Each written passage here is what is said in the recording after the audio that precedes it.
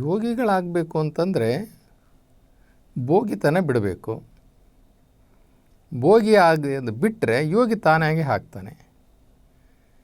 ಈಗ ನಾವೆಲ್ಲ ಭೋಗಿಗಳಾಗಿದ್ದೀವಿ.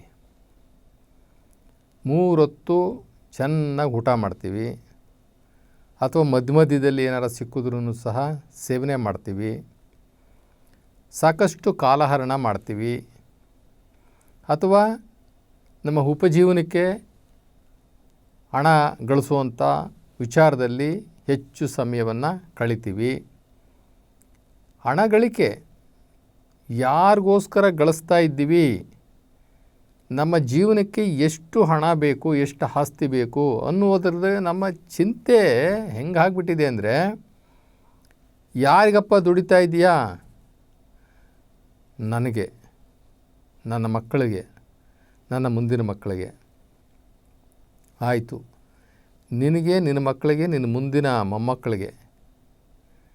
ನೀನು ಯಾಕೆ ದುಡಿತೀಯಾ? ನೀನೇನು ಅವ್ರ ಸಾಲಗಾರನ? ನಿನಗೆಷ್ಟಿದೆಯೋ ಅಷ್ಟು ನೋಡ್ಕೋ, ನಿನಗೆಷ್ಟಿದೆಯೋ ಅಷ್ಟು ದುಡ್ಕೋ. ಅವರನ್ನು ನೋಡ್ಕೊಳ್ಳೋದಕ್ಕೆ ದೇವರಿದ್ದಾನೆ, ಶಿವ ಇದ್ದಾನೆ. ಅವರನ್ನು ಭೂಮಿ ಮೇಲೆ ತಂದಿರೋನು ಶಿವ, ನಿರಾಕಾರ ಶಿವ. ನಿನ್ನನ್ನು ತಂದಿರೋನು ಶಿವ. ಇನ್ನು ಮುಂದಿನ ಜನಾಂಗವನ್ನು ಭೂಮಿ ಮೇಲೆ ತರೋನು ಕೂಡ ಶಿವ. ಎಲ್ಲರ ಜವಾಬ್ದಾರಿ ಅವನು ಹೊತ್ಕೊಂಡಿದ್ದಾನೆ. ನಿನ್ನ ಹಿಂದಿನ ಪೂರ್ವಿಕರು, ನಿಮ್ಮ ತಾತ ಮುತ್ತಾತ, ನಿಮ್ಮ ಅಜ್ಜ ಅಜ್ಜಿ, ಎಲ್ಲರ ಜವಾಬ್ದಾರಿಯನ್ನು ಹೊತ್ಕೊಂಡಿದ್ದಂಥವನು ಈಗ ನಿನ್ನ ಜವಾಬ್ದಾರಿಯನ್ನು ಹೊತ್ಕೊಂಡಿರ್ತಕ್ಕಂಥವನು ಆ ನಿರಾಕಾರ ಶಿವ. ಇನ್ನು ಮುಂದೆ ಹುಟ್ಟುವಂತಹ ಜೀವರಾಶಿಗಳಿಗೂ ಕೂಡ ಅವನು ಹೊಣೆಗಾರನಾಗಿದ್ದಾನೆ. ಬೆಟ್ಟದ ಮೇಲೆ ಹುಟ್ಟಿದ ವೃಕ್ಷಕ್ಕೆ ಅಲ್ಲೇ ಕಟ್ಟೆಯನ್ನು ಕಟ್ಟಿ ನೀರೆರೆದವರು ಯಾರು? ಕಲ್ಲೊಳಗೆ ಹುಟ್ಟಿ ಕೂಗುವ ಕಪ್ಪೆಗಳಿಗೆ ಅಲ್ಲಲ್ಲಿ ಆಹಾರವನ್ನು ಇತ್ತವರು ಯಾರು? ಇವೆಲ್ಲ ಎಷ್ಟು ಚೆನ್ನಾಗಿ ಹೇಳಿದ್ದಾರೆ, ಸಿಂಪಲಾಗಿ ಹೇಳಿದ್ದಾರೆ. ಹಂಗಿರುವಾಗ ನಿನ್ನನ್ನು ಸಾಕಲ್ಲ ಸಲಹಲ್ಲ ದೇವರು ಅನ್ನುವಂಥ ಸಂದೇಶ ನಿನಗೆ ಯಾಕೆ ಬಂತು? ಸಂದೇಶ ಪಡೆದಿರು. ಆ ಹುಟ್ಟಿಸಿದ ದೇವರು ತಾನು ನಿನ್ನನ್ನು, ಅವನು ನಿನ್ನನ್ನು ಸಾಕಿ ಸಲಹೆ ಸಲ್ಲಿಸ್ತಾನೆ ಅನ್ನುವಂತಹ ದೃಢ ನಂಬಿಕೆ ನಮಗಿರಬೇಕು. ನಮಗಿಲ್ಲ ಅದು. ನಾನು ನನ್ನ ಮಕ್ಕಳಿಗೆ, ನನ್ನ ಮೊಮ್ಮಕ್ಕಳಿಗೆ. ಹೀಗಾಗಿ ಭೋಗಿತನಕ್ಕೆ ಹೋಗ್ಬಿಟ್ಟಿದ್ದೀವಿ, ಭೋಗಿಗಳಾಗಿಬಿಟ್ಟಿದ್ದೀವಿ. ಸ್ವೇಚ್ಛಾ ಜೀವನ, ಐಷಾರಾಮಿ ಜೀವನ, ಜೊತೆಗೆ ಗೊತ್ತು ಗುರಿ ಇಲ್ಲದಂತಹ ಜೀವನ ನಮ್ಮದಾಗಿಬಿಟ್ಟಿದೆ. ಇಂಥದ್ರಲ್ಲಿ ನಾವು ಯೋಗಿಗಳಾಗಬೇಕು ಅಂತಂದರೆ ಏನು ಸಾಮಾನ್ಯ ಮಾತಾ? ಯೋಗಿಗಳು ಈ ಭೋಗಿತನವನ್ನೆಲ್ಲ ತ್ಯಜಿಸಿದರೆ ಯೋಗಿಗಳಾಗಬಹುದು. 4 ಹೊತ್ತು 3 ಹೊತ್ತು ಚೆನ್ನಾಗಿ ನಾಲಿಗೆ ರುಚಿ ಹೆಂಗಿದೆಯೋ ಹಾಗೆ ಅದೇ ಕಟ್ಟುಪಾಡುಗಳಲ್ಲೆಲ್ಲ ತಿಂತಾಯಿದ್ರೆ ಯೋಗಿ ಆಗ್ತೀವ? ಅಧ್ಯಯನ, ಯಾವುದಾದ್ರೂ ಒಂದು ಒಳ್ಳೆ ಪುಸ್ತಕಗಳನ್ನು ಓದಿ ಒಂದಷ್ಟು ಜ್ಞಾನವನ್ನು ಪಡ್ಕೊಳ್ಳೋದಕ್ಕೆ ಸಮಯನೇ ಇಲ್ಲ ಅಂತಂದರೆ ನಾವು ಯೋಗಿಗಳಾಗ್ತೀವ? ಅಥವಾ ಒಂದು ಸ್ವಲ್ಪ ಹೊತ್ತು ಕೂತ್ಕೊಂಡು ಧ್ಯಾನ ಮಾಡೋಣ, ಅದಕ್ಕೂ ಟೈಮ್ ಇಲ್ಲ. ಬರೀ single point program, how to earn money, ಇದರಿಂದ ಬಿದ್ದುಬಿಟ್ಟಿದ್ದೀವಿ. ಹಣದ ಹಿಂದೆ ಹಣದ ಗುಲಾಮನಾಗಿ ಬಿಟ್ಬಿಟ್ಟಿದ್ದೀವಿ. ಕೊನೆಗೆ ನಮ್ಮ ಆರೋಗ್ಯವನ್ನು ಕೂಡ ಗಮನಿಸ್ತಾ ಇಲ್ಲ. ಹಣ ಸಿಗುತ್ತೆ ಅನ್ನೋದಾದರೆ 24 ಗಂಟೆನೂ ದುಡಿಯೋಕ್ಕೆ ರೆಡಿ ಇದ್ದೀವಿ. ಹಣದ ಗುಲಾಮರಾಗಿಬಿಟ್ಟಿದ್ದೀವಿ. ಹಣ ಯಾವತ್ತೂ ಕೂಡ ನಮಗೆ ಸುಖವನ್ನು ತಂದುಕೊಡೋದಿಲ್ಲ. ಹಣದಿಂದ ಸುಖ ಇಲ್ಲ, ಆಸ್ತಿಯಿಂದ ಸುಖ ಇಲ್ಲ. ಹಣ ಆಸ್ತಿ ಗಳಿಸಿಟ್ಟಿರೋರನ್ನ ಕೇಳಿ ನಿಮಗೆ ನೆಮ್ಮದಿ ಇದೆಯಾ ಅಂತ, ಇಲ್ಲ ಅಂತಾರೆ. ಹಂಗಾರೆ ಒಂದಷ್ಟು ದುಡ್ಡನ್ನು ಕೊಟ್ಟು ಕೊಂಡ್ಕೊಳ್ಳಿ ನೆಮ್ಮದಿಯನ್ನು. ಕೊಂಡ್ಕೊಳ್ಳೋ ವಸ್ತುನೇ ಅದು? ಇಲ್ಲ. ನಮ್ಮ ಇತಿಮಿತಿಯಲ್ಲಿ ಹೋಗಬೇಕು. ನಮ್ಮ ಸಾಕು ಬೇಕುಗಳು ಇತಿಮಿತಿಯಲ್ಲಿರಬೇಕು. ನಮ್ಮ ಶರಣರು ಹೇಳ್ತಾರೆ, ಸಾಹುಕಾರ ಯಾರು ಅಂತ ಹೇಳ್ತಾರೆ. ಸಾಹುಕಾರ ಯಾರು? ಸಾಕು ಎನ್ನುವವನು ಸಾಹುಕಾರ, ಬೇಕು ಎನ್ನುವವನು ಬಡವ. ಮತ್ತಷ್ಟು ಬೇಕು, ಮತ್ತಷ್ಟು ಬೇಕು, ಮತ್ತಷ್ಟು ಬೇಕು. ಅವ್ರ ಬಡತನ ಹೋಗೋದೇ ಇಲ್ಲ. ಅವರಿಗೆ ಎಷ್ಟು ಕೊಟ್ಟರು ಕೂಡ ಮತ್ತಷ್ಟು ಬೇಕು. ಅವನು ಯಾವಾಗಲೂ ಬೇಡುವವನೇ, ನೀಡುವುದೇ ಇಲ್ಲ. ಅವನು ನೀಡುವುದು ಅವನ ಹಣೆ ಬರದಲ್ಲೇ ಇಲ್ಲ. ಬರೀ ಬೇಡೋದೇ, ಸಂಗ್ರಹಣೆ ಮಾಡೋದೇ. ಬೇಡಿ ಬೇಡಿ ಬೇಡಿ ಬೇಡಿ ಬೇಡಿ ಕೊನೆಗೆ ಆಯಸ್ಸಿಲ್ದಂಗೆ, ಆರೋಗ್ಯ ಇಲ್ದಂಗೆ, ದುಡ್ದಿದ್ದನ್ನು ತಿಂದೇಲೇ ಹೊರಟೋಗ್ತಾರೆ. ಕಾಯಿಲೆಗಳು ಬರೆಸ್ಕೊಂಡು, ಸಾಕಪ್ಪ ಈ ಜೀವನ, ಸಾಕಪ್ಪ ಈ ಜೀವನ. ಆವಾಗ ಯಾಕಪ್ಪ ಅಂತಂದರೆ ನಾವು ಸ್ವಲ್ಪ ಯೋಚನೆ ಮಾಡ್ತಾನೆ. ಈಗ ಯಾಕೆ ಹೇಳ್ತೀಯಾ ಅಂತಂದರೆ, ಇಲ್ಲ ನಾನು ಯೋಚನೆ ಮಾಡಬೇಕಾಯಿತು, ಮಾರಿಬಿಟ್ಟೆ. ಮಿಂಚಿ ಹೋದ ಕಾಲಕ್ಕೆ ಚಿಂತಿಸಿ ಫಲವೇನು, ಮಾಡಿದ್ದುಣ್ಣೋ ಮಾರಾಯ. ಅನುಭವಿಸ್ಲೇಬೇಕು. ಸ್ವಲ್ಪನೂ ಕೂಡ ಬಾಡಿ ರೆಸ್ಟ್ ಕೊಡಲಿಲ್ಲ, ಒಂದು ದೇವ್ರ ಧ್ಯಾನ ಮಾಡಲಿಲ್ಲ, ಒಂದು ಒಳ್ಳೆ ಕೆಲಸದ ಕಡೆ ಹೋಗಲಿಲ್ಲ, ಅಥವಾ ಒಂದು ಒಳ್ಳೆ ಪುಸ್ತಕಗಳನ್ನ ಓದಲಿಲ್ಲ, ಒಂದು 10 ನಿಮಿಷ ತನಗೋಸ್ಕರ ಒಂದು ಪ್ರಾಣಾಯಾಮ ಮಾಡಲಿಲ್ಲ, ಅಥವಾ ಒಂದು ಎಕ್ಸಸೈಸ್ ಮಾಡಲಿಲ್ಲ, ಏನೂ ಮಾಡಲಿಲ್ಲ. ದುಡ್ಡಿನ ಬೆನ್ನು ಏರಿ ಕುದುರೆ, ಬಿಸಿಲು ಕುದುರೆ ಹತ್ತಿ ಹೋದರು. ಏನನ್ನೂ ನೋಡಲಿಲ್ಲ. ಕಾಯಿಲೆಗಳನ್ನ ಗಂಟಾಕ್ಕೊಂಡು ದುಡ್ಡೆಲ್ಲ ICUನಲ್ಲಿ ಮಲ್ಕೊಂಡು ಅಲ್ಲಿ ಬಿಲ್ ಕೊಡ್ತಾರೆ. ಉಸಿರು ನಿಂತರೆ ಮಶಾಣ, ಉಸಿರಿದ್ರೆ ಮನೆ. ಇಂಥ ಒಂದು ಸನ್ನಿವೇಶದಲ್ಲಿ ಮನುಷ್ಯ ಇದ್ದಾನೆ. ಇನ್ನು ಯೋಗಿ ಆಗಬೇಕು ಅಂತಂದರೆ ಅಷ್ಟು ಸುಲಭದ ಮಾತಲ್ಲ. ಇವಾಗಲೂ ಕೂಡ ನಾವು ನಮ್ಮ ಒಂದು ಯೂಟರ್ನ್ ನಾವು ತೊಗೋಬೋದು ನಮ್ಮ ಜೀವನದಲ್ಲಿ. ಒಂದು ಸಂದರ್ಭ ನಮ್ಮನ್ನು ಯೂಟರ್ನ್ ಮಾಡುತ್ತೆ, ಅಂದರೆ ಒಳ್ಳೆಯದ ಕಡೆ ಕರ್ಕೊಂಡೋಗುತ್ತೆ. ಒಂದು ಮಾತು, ಮನುಷ್ಯನಿಗೆ ಒಂದು ಮಾತನ್ನು ಸಹ ಅವನ ದಿಕ್ಕನ್ನು ಬದಲಾಯಿಸುತ್ತೆ. ಹಾಗೆ ನಾವು ಯಾವುದೇ ಸಂದರ್ಭದಲ್ಲಿ, ಯಾವುದೇ ವಯಸ್ಸಿನಲ್ಲಿ ನಾವು ದೇವ್ರ ಕಡೆ ಮುಖ ಮಾಡುವಂಥ ಅವಕಾಶ ಯಾವಾಗಲೂ ಇರುತ್ತೆ. ನಾವು ಯೋಗಿಗಳಾಗಲೇಬೇಕು. ಯೋಗಿ ಆಗಲಿಲ್ಲ ಅಂತಂತಂದರೆ ಈ ಮನುಷ್ಯ ಜನ್ಮಕ್ಕೆ ಬಂದಿದ್ದು ವೇಸ್ಟು. ಮತ್ತೆ ಮರುಜನ್ಮ ತಗೊಳ್ತೀವಿ. ತಿನ್ನಕ್ಕೆ ಉಣ್ಣಕ್ಕೆ ಬಂದಂತಹ ಶರೀರ ಅಲ್ಲ ಇದು. ಇದು ಆತ್ಮ ಸಾಧನೆ ಮಾಡಲಿಕ್ಕೆ ಬಂದಿದ್ದು, ಯೋಗ ಸಾಧನೆ ಮಾಡಲಿಕ್ಕೆ ಬಂದಿದ್ದು ಈ ಜನ್ಮ. ಈ ಶರೀರ ಆ ಶಿವನ, ಆ ನಿರಾಕಾರ ಶಿವನ ಕಾಯಪ್ರಸಾದ. ಅದ್ಭುತವಾದಂತಹ ಈ ಶರೀರ ಮುಕ್ತಿ ಮಾರ್ಗದ ಸಾಧನೆಗೆ ಇದೊಂದು ಸಾಧನ. ಈ ಶರೀರ ಒಂದು ಸಾಧನ. ನಾವು ಪ್ರತಿದಿನ ನಮ್ಮ ಜೀವನದಲ್ಲಿ ಒಂದು ನಿರ್ದಿಷ್ಟವಾದಂತಹ ಗುರಿ ಇಟ್ಕೊಳ್ಬೇಕು. ಒಂದಿಷ್ಟು ಬ್ಲೂ ಪ್ರಿಂಟ್ ಇಟ್ಕೋಬೇಕು. ನನಗೆ ಇಷ್ಟು ಸಾಕು, ನನಗೆ 8 ಅವರು ದುಡಿಮೆ ಸಾಕು, ಎಷ್ಟರ ಬರಲಿ ಅದು, ಅಷ್ಟರಲ್ಲೇ ಜೀವನ ಮಾಡೋಣ. ಒಂದಷ್ಟು ಪೂಜೆಗೆ, ಒಂದಷ್ಟು ಸಮಯ ಧ್ಯಾನಕ್ಕೆ, ಒಂದಷ್ಟು ಅಧ್ಯಯನ ಮಾಡಲಿಕ್ಕೆ, ಅಥವಾ ಸಜ್ಜನರ ಸಾಂಗತ್ಯ ಮಾಡಲಿಕ್ಕೆ ಅಂತ ಹೇಳಿ ನಾವು ಎತ್ತಿಟ್ಕೊಳ್ಬೇಕು. ಒಂದು ಟೈಮ್ ಟೇಬಲ್ ಹಾಕ್ಕೋಬೇಕು. ಬೆಳಗ್ಗೆ ಇಷ್ಟು ಗಂಟೆ ಎದ್ದರೆ ಇಷ್ಟು ಗಂಟೆ ಡ್ಯೂಟಿ, ಅದ್ರ ಮೇಲೆ ನಾನು ಡ್ಯೂಟಿ ಮಾಡಲ್ಲ. ಅದ್ರ ಮೇಲೆ ಬರುವಂಥ ಆದಾಯ ನನಗೆ ಬೇಕಾಗೂ ಇಲ್ಲ. ನನಗೆ ದೇವರು ಬೇಕು, ಒಳ್ಳೆ ಆರೋಗ್ಯ ಬೇಕು, ಒಳ್ಳೆ ಆಯಸ್ಸು ಬೇಕು. ಈ ಥರ ನಮಗೆ ನಾವೇ ನಿರ್ಧಾರ ಮಾಡ್ಕೊಳ್ಬೇಕು. ನಮ್ಮ ಜೀವನ ನಮ್ಮ ಕೈನಲ್ಲೇ ಇದೆ, ನಮ್ಮ ಆರೋಗ್ಯ ನಮ್ಮ ಕೈನಲ್ಲೇ ಇದೆ. ನಮ್ಮ ಆಧ್ಯಾತ್ಮಿಕ ಜೀವನ ಅದು ಕೂಡ ನಮ್ಮ ಯೋಗ. ಆದ್ದರಿಂದ ನಾವು ಒಂದಷ್ಟು ಪ್ರತಿದಿನ ಸ್ವಾಧ್ಯಾಯ ಮಾಡಲೇಬೇಕು. ಸ್ವಾಧ್ಯಾಯ ಅಂತಂತಂದರೆ ಒಳ್ಳೊಳ್ಳೆ ಪುಸ್ತಕಗಳು, ಆಧ್ಯಾತ್ಮಿಕ ಪುಸ್ತಕಗಳು, ಸಜ್ಜನ ಸಾಂಗತ್ಯ, ಒಳ್ಳೊಳ್ಳೆ ಜನಗಳ ಸಹವಾಸ. ಯಾರು ಸಾಧುಗಳು, ಸತ್ಪುರುಷರು, ಆಧ್ಯಾತ್ಮಿಕ ಜೀವಿಗಳು, ಆಧ್ಯಾತ್ಮಿಕ ಸಂಪರ್ಕದಲ್ಲಿರ್ತಾರಲ್ಲ, ಅವರ ಎಲ್ಲ ಸಾಂಗತ್ಯವನ್ನು ನಾವು ಮಾಡಬೇಕು. ಧ್ಯಾನ ಕಂಪಲ್ಸರಿ ಧ್ಯಾನ ಮಾಡಬೇಕು. 1 ಅವರು ಕಂಪಲ್ಸರಿ ಧ್ಯಾನ ಮಾಡಬೇಕು. ಆ ಧ್ಯಾನ ಹೆಂಗಿರಬೇಕು ಅಂತಂದರೆ ಆಲೋಚನೆ ರಹಿತವಾಗಿರಬೇಕು. ಯಾವ ಆಲೋಚನೆಗಳು ಬರಬಾರ್ದು.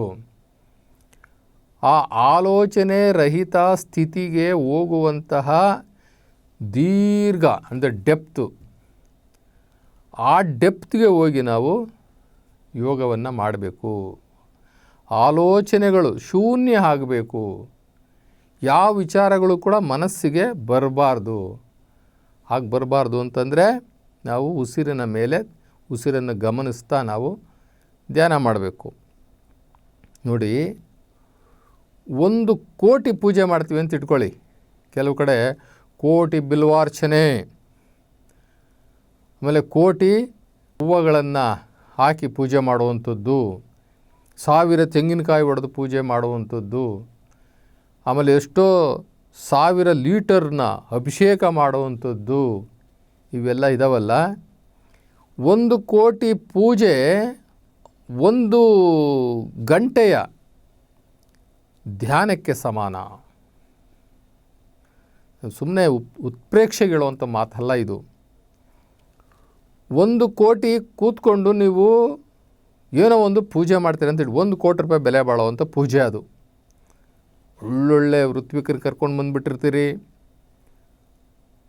ಒಳ್ಳೊಳ್ಳೆ ವೇದ ಉಪನಿಷತ್ತು ಮಂತ್ರಗಳನ್ನು ಹೇಳ್ತಾ ಇರ್ತಾರೆ, ಅಲ್ಲಿ ಯಜ್ಞ ನಡೀತಾ ಇರ್ತದೆ. 1,00,00,000 ಬೆಲೆ ಬಾಳುವಂತಹ ಪೂಜೆ 1 ಗಂಟೆಯ ಧ್ಯಾನಕ್ಕೆ ಸಮಾನ. ಆ ಧ್ಯಾನ ಎಂಥದ್ದು ಅಂದರೆ ಆಲೋಚನೆ ರಹಿತವಾದಂಥ 1 ಗಂಟೆಯ ಧ್ಯಾನಕ್ಕೆ 1,00,00,000 ಬೆಲೆ ಬಾಳುವಂಥ ಪೂಜೆ ಸಮಾನ. ಇನ್ನು 1,00,00,000 ಸ್ತೋತ್ರ, 1,00,00,000 ಸ್ತೋತ್ರ 1 ಗಂಟೆಯ ಯೋಗಕ್ಕೆ ಸಮಾನ. ಇನ್ನು 1,00,00,000 ಜಪ ಮಾಡ್ತೀರಾ, ಮಾಡಿರಿ. 1,00,00,000 ಜಪ 1 ಗಂಟೆಯ ಆಲೋಚನೆ ರಹಿತವಾದಂತಹ ಧ್ಯಾನಕ್ಕೆ ಸಮ. ನಿಮ್ಗೆ ಯಾವುದು ಸುಲಭ? ಬ್ಯಾಗ್ ಹಿಡ್ಕೊಂಡು ಆ ಮಂಡಿ ಮಾರ್ಕೆಟ್ಗೆ ಹೋಗಿ ಸಾಮಾನುಗಳು ತೊಗೊಂಡು ಬಂದು ಜೇಬೆಲ್ಲ ಖಾಲಿ ಮಾಡಿಕೊಂಡು ಯಾರೋ ಅರ್ಚಕರುಗಳನ್ನ ಕರೆಸಿ ಅವ್ರಿಗೊಂದಷ್ಟು ಬ್ಯಾಗ್ಗಳು ತುಂಬಿ ನೀವೊಂದಷ್ಟು ಖರ್ಚುಗಳು ಮಾಡ್ಕೊಂಡು ಮನೆ ಎಲ್ಲರಿಗೂ ನಿದ್ದೆ ಕೆಡಿಸ್ಕೊಂಡು ಆ ಅರೇಂಜ್ಮೆಂಟ್ ಮಾಡಬೇಕಲ್ಲ. ಯಾಕೆ ಬೇಕು? ನಿಮ್ಮ ಹತ್ರ ತೊಗೊಂಡು ತಿನ್ನೋದಕ್ಕೆ ಏನು ಆ ನಿರಾಕಾರ ಪರಮಾತ್ಮ ಶಿವನೇನು ಭಿಕ್ಷುಕನ? ಅಥವಾ ನೀವು ಕರೆದಾಗ ಬರೋದಕ್ಕೆ ಅವನು ನಿಮ್ಮ ಮನೆ ದಾಸನ? ನಾನು ಪೂಜೆ ಮಾಡ್ತಾಯಿದ್ದೀನಿ, ಪೂಜೆ ಮಾಡಿಸ್ಕೊಂಡು ಹೋಗು ಅಂತ ಹೇಳೋದಕ್ಕೆ? ಅವನು ಬಡವನೂ ಅಲ್ಲ, ಅವನು ನಿಮ್ಮ ಮನೆ ಗುಲಾಮನೂ ಅಲ್ಲ, ನಿಮ್ಮ ದಾಸನೂ ಅಲ್ಲ. ಅವನನ್ನು ನೀವು 1 ಗಂಟೆ ಕೂತ್ಕೊಂಡು ಯೋಗ ಮಾಡಿ ಯೋಗದ ಮುಖಾಂತರ ನೋಡುವಂತಹ ಮನಸ್ಥಿತಿ ನಿಮಗಿಲ್ಲ ಅಂತಂದರೆ ನಿಮ್ಮ ಪೂಜೆಗಳು, ನಿಮ್ಮ ಸ್ತೋತ್ರಗಳು, ಆ ಯಜ್ಞಗಳು, ಜಪ ತಪಗಳು ಯಾರಿಗೆ ಬೇಕು? ತನ್ನ ಒಳಗಡೆ ತಾನು ಹೋಗೋದೇ ಧ್ಯಾನ. ಒಂದು ದಿನವೂ ಕೂಡ ನಮ್ಮ ಅಂತರಂಗವನ್ನು ನಾವು ನೋಡಿಕೊಂಡಿಲ್ಲ, ಒಳಗಡೆ ನಾವು ಸುಟ್ಕೊಳ್ಳೇ ಇಲ್ಲ, ಒಳಗಡೆ ಅವಗುಣಗಳನ್ನೇ ತುಂಬ್ಕೊಂಡ್ಬಿಟ್ಟಿದ್ದೀವಿ. ಅವಗುಣಗಳನ್ನು ತುಂಬಿಕೊಂಡಿರ್ತಕ್ಕಂಥ ನಾವು ಅವಗುಣಗಳನ್ನು ಖಾಲಿ ಮಾಡುವಂತಹ ಕೆಲಸ ನಾವು ಮಾಡಲೇ ಇಲ್ಲ. ನಮ್ಮೊಳಗಡೆ ಇರ್ತಕ್ಕಂಥ ಆ ಹರಿಷಡ್ ವರ್ಗಗಳನ್ನು, ಹಿಂದಿನ ಜನ್ಮದಲ್ಲಿ ಮಾಡಿರ್ತಕ್ಕಂಥ ಪಾಪಕರ್ಮಗಳನ್ನು, ಆ ಹಿಂದಿನ ಕೆಟ್ಟ ಸಂಸ್ಕಾರಗಳನ್ನು ನಾವು ಸುಟ್ಕೊಳ್ಳೇ ಇಲ್ಲ. ಯಾವ ಥರ ಸುಟ್ಕೊಳ್ಳೋದು? ಜ್ಞಾನಾಗ್ನಿ. ಆ ಜ್ಞಾನಾಗ್ನಿಯಿಂದ ನಾವು ಸುಟ್ಕೋಬೋದು, ಅವೆಲ್ಲ ಸುಟ್ಟು ಭಸ್ಮ ಮಾಡ್ಬೋದು. ನಾವು ಧ್ಯಾನನೇ ಮಾಡಲಿಲ್ಲ, ಜ್ಞಾನ ಎಲ್ಲಿ ಬರ್ತದೆ? ಆ ಶಿವಜ್ಞಾನ ಅಂತಕ್ಕಂಥ ಆ ನಿರಾಕಾರ ಪರಮಾತ್ಮ, ಆ ಶಿವಜ್ಞಾನ ಅಂತಕ್ಕಂಥ ಆ ಬೆಂಕಿಯಲ್ಲಿ, ಆ ಜ್ಞಾನಾಗ್ನಿಯಲ್ಲಿ ನಾವು ಒಳಗಡೆ ಸುಡಲೇ ಇಲ್ಲ. ನಾವು ಹೊರಗಡೆ ಸುಡ್ತೀವಿ. ಏನು? ಯಜ್ಞ ಮಾಡಿ, ಹೋಮ ಮಾಡಿ ಹೊರಗಡೆ ಸುಡೋದಲ್ಲ, ಅದು ಒಳಗಡೆ ಸುಡಬೇಕು. ನಾವು ತಿನ್ನುವಂತಹ ಅತ್ಯಂತ ಬೆಲೆ ಬಾಳುವಂತಹ ಪದಾರ್ಥಗಳನ್ನು, ನಮಗೋಸ್ಕರ ದೇವ್ರು ಕೊಟ್ಟಿರ್ತಕ್ಕಂಥ ಬೆಲೆ ಬಾಳುವಂತಹ ಪದಾರ್ಥಗಳನ್ನೆಲ್ಲ ಹಾಕಿ ನಾವು ಹುಟ್ಕೊಳ್ಳೋವಂಥದ್ದು, ತಿನ್ನುವಂಥದ್ದು, ಅತ್ಯಮೂಲ್ಯವಾದಂಥ ಆ ವಸ್ತುಗಳನ್ನೆಲ್ಲ ಬೆಂಕಿ ಹಾಕಿ ಅಲ್ಲಿ ಸುಡೋದಲ್ಲ. ಒಳಗಡೆ ಸುಡಬೇಕು. ಕಾಮ ಇದೆ, ಕ್ರೋಧ ಇದೆ, ಮೋಹ ಇದೆ, ಮದ ಇದೆ, ಮತ್ಸರ ಇದೆ, ಆಸೆ ಇದೆ, ಅಮಿಷ ಇದೆ, ದುರಾಸೆ ಇದೆ, ತುಂಬಿ ತುಳುಕ್ತಾ ಇದೆ ಒಳಗಡೆ. ಕಾಮವನ್ನು ನಾವು ಬಿಡಲೇ ಇಲ್ಲ, ಕ್ರೋಧವನ್ನು ಬಿಡಲೇ ಇಲ್ಲ, ಅಸೂಯೆಯನ್ನು ಬಿಡಲಿಲ್ಲ. ನಮಗೆ ಆ ಒಳಗಡೆ ವಿಷ ತುಂಬಿ ತುಳುಕ್ತಾ ಇದೆ. ಇವನ್ನೆಲ್ಲ ನಾವು ಸುಡಲೇ ಇಲ್ಲ. ಆ ಜ್ಞಾನಾಗ್ನಿಯಿಂದ ಒಳಗಡೆ ನಾವು ಸುಡಲೇ ಇಲ್ಲ, ಹೊರಗಡೆ ನಾವು ಬೆಂಕಿ ಹಾಕಿಬಿಟ್ಟು ಬೆಂಕಿನಲ್ಲಿ ಅತ್ಯಮೂಲ್ಯವಾದಂಥ ವಸ್ತುಗಳನ್ನೆಲ್ಲ ಹಾಕಿ ಸುಟ್ಟರೆ ಏನು ಹುತ್ತ ಹೊಡೆದ್ಬಿಟ್ರೆ ಒಳಗಡೆ ಇರೋ ಹಾವು ಸತ್ತೋಗ್ಬಿಡುತ್ತಾ? ಹಾವಿರೋದು ಒಳಗಡೆ, ಹುತ್ತದ ಒಳಗಡೆ. ನಾವೊಂದು ದೊಡ್ಡ ಕೋಲ್ ತೊಗೊಂಡು ಹುತ್ತನ ಹೊಡೆದು ಒಳಗಡೆ ಆರಾಮಾಗಿರ್ತದೆ ಅದು. ಹಾಗೆ ನಮ್ಮ ಒಳಗಡೆ ಇರತಕ್ಕಂಥ ಹವಗುಣಗಳು, ಪೂರ್ವಜನ್ಮದ ಕರ್ಮಗಳು, ಇವನನ್ನು ನಾವು ಸುಡಬೇಕು. ನಾವು ಈ ಸುಡುವಂಥ ಕೆಲಸವನ್ನು ಮಾಡ್ದಲೇ ನಾನು ಯೋಗಿ ಆಗಬೇಕು ಅಂದರೆ ಎಲ್ಲಿಂದ ಆಗುತ್ತೆ? ನಾವು ನೋಡಿ, ಒಂದು ನಿಮಿಷಕ್ಕೆ 18 ಸಲ ಉಸಿರಾಡ್ತೀವಿ ನಾವು. ಈ ಕೋತಿ ಇದೆಯಲ್ಲ, ಕೋತಿ ಚಂಚಲ ಮನಸ್ಸದಕ್ಕೆ, ಅದು 32 ಸಲ ಉಸಿರಾಡುತ್ತೆ ಕೋತಿ. ಅದು ಸ್ವಭಾವ ಹಾಗೆ, ಅದಕ್ಕೆ ಮನಸ್ಸು ಸ್ಥಿತವಾಗಿರುವುದಿಲ್ಲ. ಇನ್ನು ಆಮೆ ಇದೆಯಲ್ಲ, ಆಮೆ ಮತ್ತು ಹಾವು, ಈ ಆಮೆ ಮತ್ತು ಹಾವುಗಳು 18 ಸಲ ಉಸಿರಾಡಬೇಕಲ್ಲ, ಅದಕ್ಕಂತ ಕಡಿಮೆ ಆಡ್ತವೆ. ಮನುಷ್ಯನಿಗಂತ ಕಡಿಮೆ, 18ಕ್ಕಿಂತ ಕಡಿಮೆ ಆಡ್ತವೆ. ಈ ಸ್ಥಿತಿಗೆ ನಾವು ಹೋಗಿ ಧ್ಯಾನ ಮಾಡಬೇಕು. ಧ್ಯಾನ ಇಲ್ಲದೆ ಇರತಕ್ಕಂಥ ಈ ಸಮಸ್ತ ಜೀವನ ಇದೆಯಲ್ಲ, ಈ ಜೀವನ ನಮ್ಮ ಜೀವನದ ಅತ್ಯಮೂಲ್ಯವಾದಂತಹ ಆನಂದವನ್ನು ನಾವು ಕಳ್ಕೊಳ್ತೀವಿ. ಧ್ಯಾನ ಮಾಡದೇ ಇರತಕ್ಕಂಥವ್ರು ಸಮಸ್ತ ಜೀವನದ ಆನಂದವನ್ನು ಕಳ್ಕೊಳ್ತಾರೆ. ಇದು ಧ್ಯಾನ ಅಂತಕ್ಕಂಥದ್ದೇ ಒಂದು ಮಹಾಯಜ್ಞ, ಮಹಾತಪಸ್ಸು, ಮಹಾಯಜ್ಞ. ಆ ಮಹಾಯಜ್ಞದಿಂದ ನಮಗೆ ಸಿಕ್ಕೋದೇ ಅಮೃತ ಜೀವ, ಅಮೃತ ಜೀವನ ಮತ್ತು ಅಮೃತ ಜೀವಶಕ್ತಿ ಸಿಗುತ್ತೆ ನಮಗೆ. ಹೀಗಾಗಿ ನಾವೆಲ್ಲರೂ ಕೂಡ ಯೋಗಿಗಳಾಗಲೇಬೇಕು, ಯೋಗಮಯ ಜೀವನವನ್ನು ನಡೆಸಲೇಬೇಕು. ಸುಖ, ಶಾಂತಿ, ನೆಮ್ಮದಿ, ಆತ್ಮಾನಂದ, ಪರಮಾತ್ಮಾನಂದ, ಬ್ರಹ್ಮಾನಂದ, ಎಲ್ಲ ಆನಂದಗಳು ನಾವು ಪಡಿಬೇಕಂತಂದರೆ ನಮ್ಮ ಯಾವುದೇ ಜೀವನದ ಜಂಜಾಟದಲ್ಲಿ 1 ಅವರ್ ಆದ್ರೂ ಕೂಡ ನಾವು ಬಿಡು ಮಾಡಿಕೊಂಡು ಧ್ಯಾನ ಮಾಡಬೇಕು. ಒಳ್ಳೊಳ್ಳೆ ಧಾರ್ಮಿಕ ಧರ್ಮಗ್ರಂಥಗಳನ್ನು ಓದಬೇಕು, ಸಜ್ಜನರ ಜೊತೆ ಒಡನಾಟ ಇಟ್ಕೊಳ್ಬೇಕು. ಇಷ್ಟು ಇಟ್ಕೊಂಡ್ರೆ ನಾವು ಖಂಡಿತ ಈಗಲೂ ಕೂಡ ಇವತ್ತಿಂದ ಪ್ರಯತ್ನ ಪಟ್ಟರೂ ಕೂಡ ನಾವು ಯೋಗಿಗಳಾಗಬಹುದು. ಯೋಗ ಜೀವನ ಅಂತಕ್ಕಂಥದ್ದು ಪ್ರತಿಯೊಬ್ಬರ ಜನ್ಮಸಿದ್ಧ ಹಕ್ಕು.